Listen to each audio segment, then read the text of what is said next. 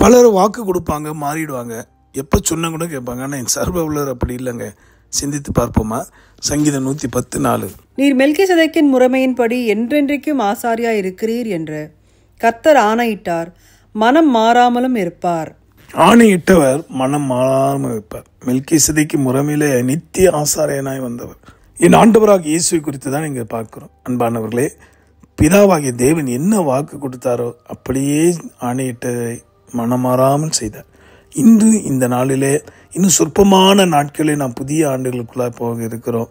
சோர்ந்து போகாதீங்க. மனம் மாறுகிற தேவன் அல்ல, அவர் மனுபுத்திரன் அல்ல.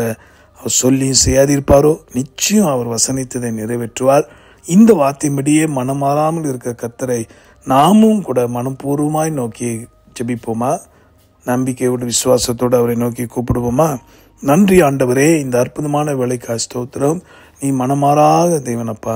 உடைய பிள்ளைகளை உயர்த்துவேன் என்று வாக்குரைத்து பொறுமையோடு காத்திருக்கும் உடைய பிள்ளைகளை ஆசீர்வதியும்.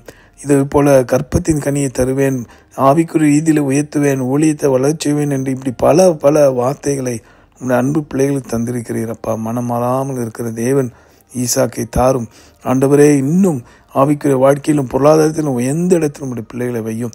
இந்த ஆண்டு முழுக்க மனமாறாமல் நடத்தி வந்தீர், இனிமேலும் நடத்தினை வல்லவராக இருக்கிறீர். உங்களுடைய வார்த்தைகளுக்கு கொடான கொடி ஸ்தோத்திரம். இயேசு மூலமாக ஜெபிக்கிறோம் எங்கள் நல்ல பிதாவே, ஆமேன். உங்களுக்காக மனமாறாத தேவனிடத்தில் மன்றாடி கொண்டிருக்கிற திறப்பில் நிற்கிற உங்கள் அன்பு சகோதரர் மணி ஐயா. God bless you.